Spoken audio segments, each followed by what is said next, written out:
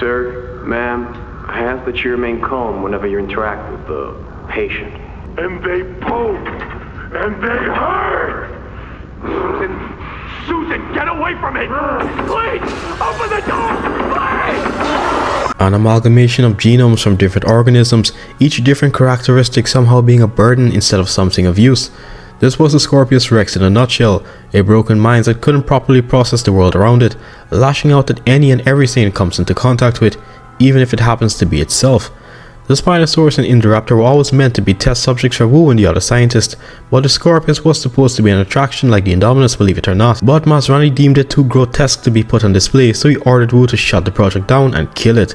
But since this was Wu's first hybrid, he didn't want to just kill it off, so he placed it in some sort of frozen stasis in a tube, something like the ones we see in Jurassic Park 3 but way bigger. The Scorpius is one of the big three. When I say that, I mean one of the dinosaurs with the most tragic life, along with Acid 87 and the Indoraptor. Before I continue, I have to get this across in a way even a child could possibly understand. Even though I explained this before in yesterday's video, someone said that the Indominus had it just as bad and she killed her sibling because they were two big carnivores in a cramped space. At the time when she killed her sibling, they were about the same size as Blue or a bit smaller since they were juveniles. At that time, the enclosure could have supported the two of them. She killed her sibling because she was always aggressive and territorial. Only until she started to push 20 feet did that enclosure start to become cramped. Yes, she did live in terrible conditions since isolation is one of the worst punishments you can get in prison, and a bunch of other psychological issues she developed over time. But compared to being tortured and tested on because you can't perform a specific task, or randomly getting seizures because of your anatomy is arguably worse, won't you say? While she didn't have a good life per se, it was nothing compared to the other two hybrids or the Spinosaurus. I did one like this a while back that was about 6 minutes, but this video, I'll get a bit more in detail.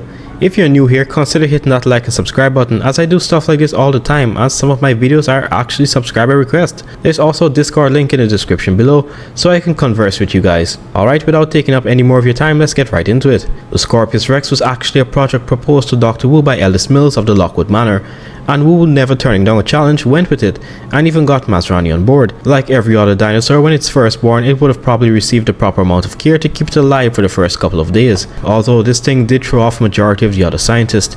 It was grotesque, with uneven lumps all around its body, uncoordinated movements and sporadic behavior. But Wu somehow thought he could fix it or try to alter the genes of the Scorpius to try and get a different behavioral response. However, even after he did this, the look of it alone disgusted Masrani and he ordered Wu to destroy it, but he secretly stored it on the ground in the tunnels. The Scorpius Rex, or E750, would have gone through a plethora of tests by Dr. Wu to try and alter its behavior as much as possible.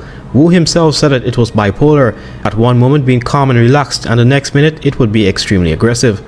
There was a time where it actually escaped from containment just as Wu was explaining on the tapes the Scorpius Rex's erratic behavior. Then it attacked him and sent some of its venomous quills into his body, which required an immediate dosage of antivenom. It isn't clear as to all the different animal genes that were used to make this animal, but it's a lot more than the Indominus or the Indoraptor. A mistake Wu learned, which was more doesn't always equal better. Some of the base animal genes we do know of are the Velociraptor, T-Rex, tree frog, scorpionfish and more. All these different organisms bundled up into a single mass did the animal more harm than good. The animal has a misshapen skull and a bad respiratory system, which makes it hard to breathe at times, something like a pug. Then there's the bumps all along different parts of his body. Those are actually tumors that are formed all around the animal. And to top it all off, all of the neurological issues the Scorpius Rex suffers from causes it to have random seizures at times with no form of relief. It isn't timed or scheduled. The thing could be walking per usual and out of nowhere it's on the floor convulsing violently. It's not stated exactly when it escaped, but whenever it did, all hell broke loose. Every theropod smaller than a T-Rex was now at risk of becoming food themselves. We see the Scorpius one-shot the Ceratosaurus and drag it off. Despite its breathing problems, it was still able to outrun a Gallimimus, which is the fastest dinosaur on the island. Or is supposed to be the fastest dinosaur on the island at least. This just goes to show that once it sees something moving, it must bring that object to a complete halt. It even swats the drones out of the air with precision, as though they were just a nuisance.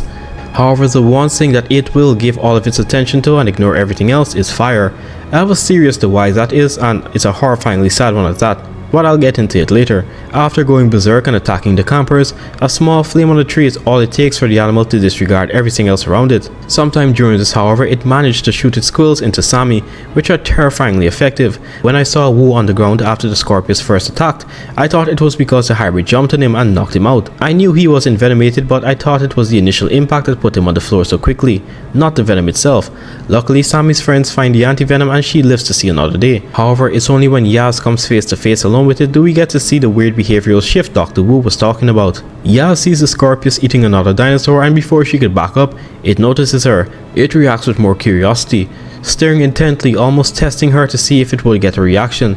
It lets out a gut-wrenching scream that almost brings Yaz to her knees, yet it still didn't react, almost treating this like a game.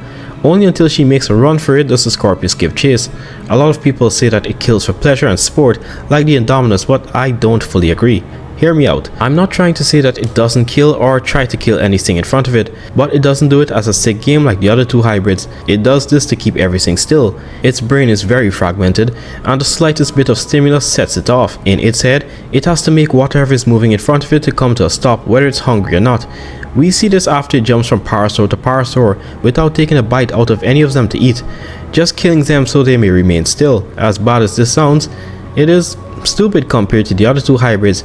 Whilst they use tactics and skill to accomplish their goals, it just lashes out and uses whatever form of attack it knows to kill something, such as biting, slashing, or the tail attack. We see this with the Ankylosaurus herd. It doesn't even try to find a weak spot like the Indominus, it just keeps attacking the top of the armor hoping for the best. Once this attack fails, it's forced to retreat. As I said, however, all of its manic attacks can be put to a stop by the smallest flame. The Scorpius completely abandons its mission to kill Yaz even though she is right in front of it, just because it saw some huge flames after a large explosion happens. Most other animals would run for the hills if they saw flames of that magnitude. Some might be a little curious and slowly move towards the area, but the Scorpius bolts straight towards the flames. Alright, this could be a stretch, but it's why I think the Scorpius could be enamored by flames. Part of this theory actually comes from Shadow's video about the Scorpius. I'm sure most of you know who he is, one of the most well-known Jurassic content creators out there. I'm wishing him a speedy recovery.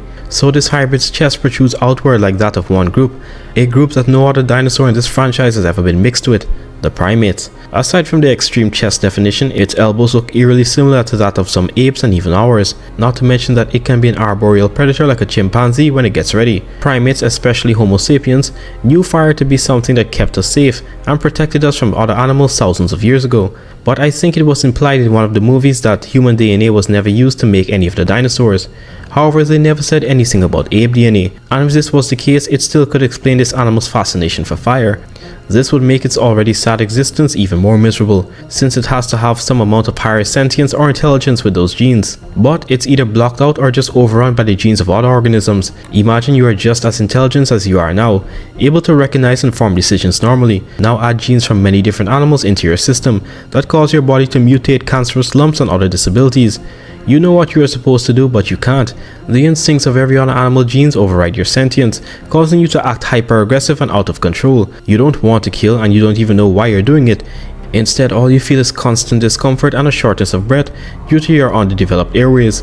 That's basically the Scorpius Rex's existence, if it did in fact have primate or even the slightest chance of human DNA in it.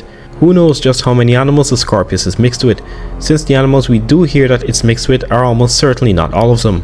The Scorpius was able to create a clone of itself asexually with tree frog DNA, but it didn't recognize the other hybrid as its offspring, and the fights these two get into, while not long, is arguably just as violent as some of the main fights we see in the movies.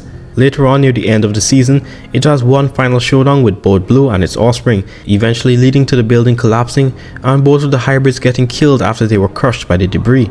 As cruel as this will sound, it was probably the only way this animal could have experienced something even close to peace, because even Henry couldn't change or alter its deformities to make it more efficient. Death was the only escape it had from constant pain, random seizures, cancerous growth, and the need to destroy everything that moves in front of it.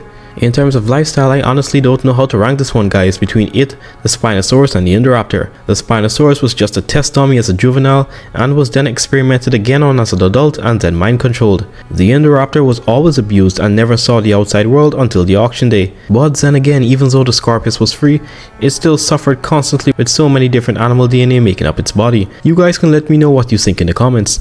Time and time again, from almost every catastrophic event that has happened in the parks, it was because of Henry Wu trying to play God. However, I'll deal with him sometime within the month.